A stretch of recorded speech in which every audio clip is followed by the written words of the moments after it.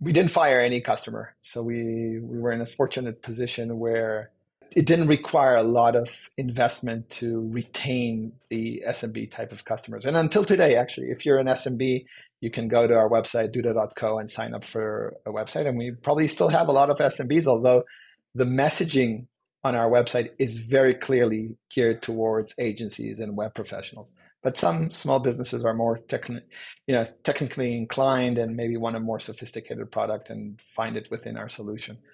So every maintaining that customer base, it was important. That was generating a lot of revenue, but really kind of starting to transition the company in terms of, from a marketing perspective, the level of messaging. If previously we needed to, when there was always conversations, arguments in marketing. Do we say responsive web design, or maybe SMBs don't understand that and we should say works on tablet, desktop, and mobile, right? So these conversations went away the moment that we decided, no, we're a web pro company. Marketing team knew at what level to message. The R&D team knew which features to prioritize. The sales team understood who their customer was. So it brought tremendous amount of clarity and focus into the organization. Just that what seems like a real, maybe simple decision, it had a lot to do with focus and really helped kind of propel the company to where it is today.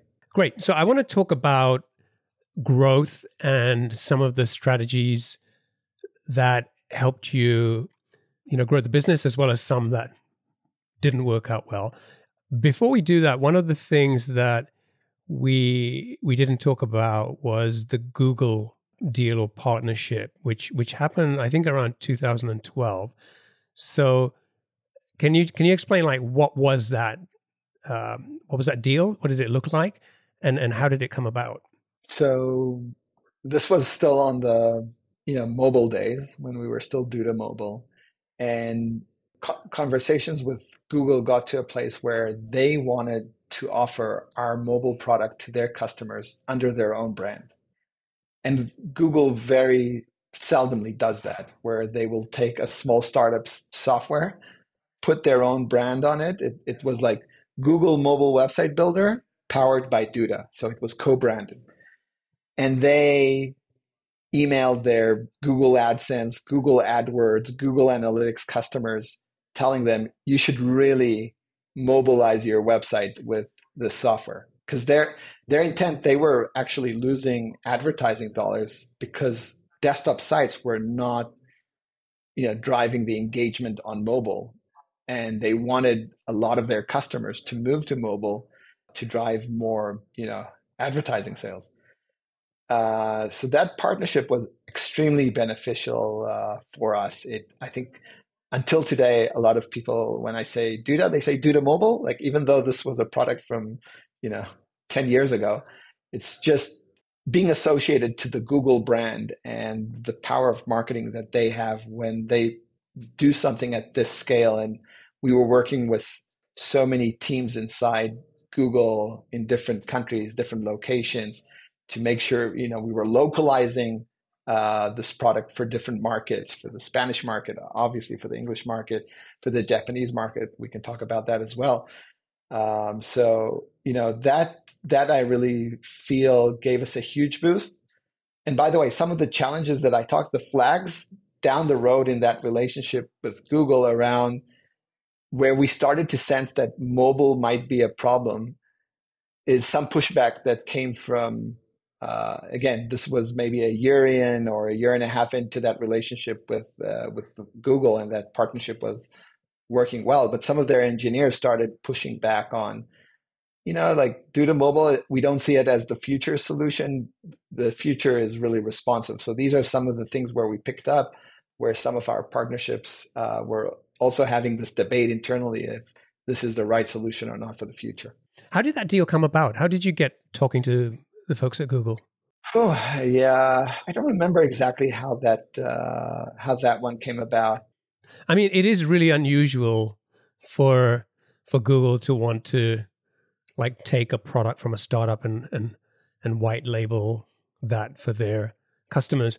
I mean, I spent a long time at Microsoft, and although we didn't explicitly say it, we always had this culture of, not, if something was not built in Redmond, you kind of were like, I don't know about this, right? So it was always about, we build. It's not really a buy decision, unless you're acquiring a company or something like that, right? So yeah, it was a very, very unusual thing. So I was just curious, like, why it happened, and I think you've explained that a little bit. But it sounds like, like, how did that sort of deal? How long did it last? Like a couple of years? No, it was about I would say it was about a year, maybe a little bit longer, and it was a unique deal where we actually gave all Google customers the mobile site for free for a year, and the deal was whoever we managed to retain after a year, that's like 100% our revenue. So they get it free for a year, and the game is what kind of conversion there will be in the second year thereafter. Google wasn't like interest. They didn't care that much about the revenue from the site, so they let us keep 100% of it after the first year. They just wanted us to be able to give that for free for a full year to their customers, which I think was very beneficial for both sides. Yeah, yeah. So let's talk about growth and some of the main channels that have worked for you in this sort of early years. What drove the majority of the growth? Like, how were you acquiring customers? So we used all channels, all common channels between search, organic, paid to grow our acquisition. We always had it's a very self-service, product-led growth type of model where people come to the website, try out the product. There were initially maybe it was free for a certain period. We later then changed to more like a free trial type of paradigm, and that engine of a freemium until today has kind of been at the core of what we try to do: drive people to start a free trial of the product.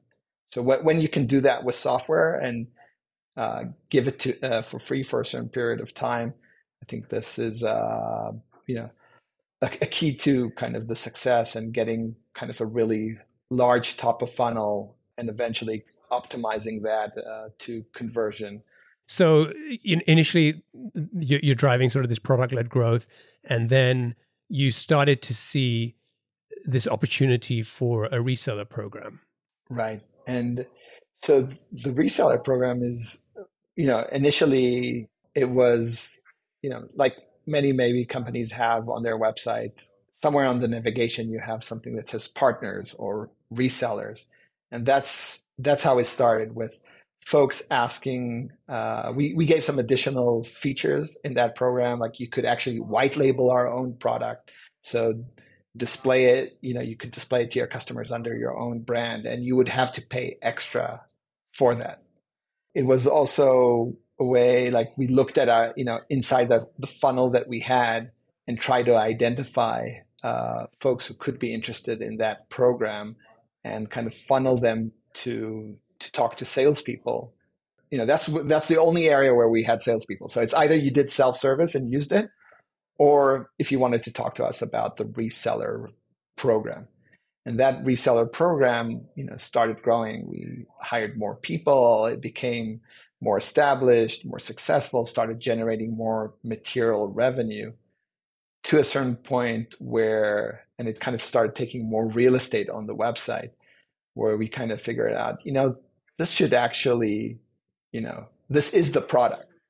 So let's make sure that it's not just a product where there's a reseller program, but the actual product with the transition that I talked about previously, where we wanted to focus to web pros. Let's put this front and center, that this product, once you get it, it's not just a website builder, but it's a website builder that you can white label and has features that are relevant for agencies, web designers, people who are building sites for others. And eventually it's the whole website and the focus of the product.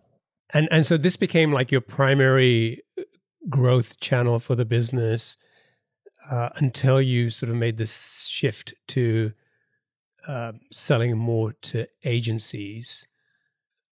Like how long was the reseller program something that continued to dominate sort of growth, and or until you had to start thinking about agencies or alternative channels?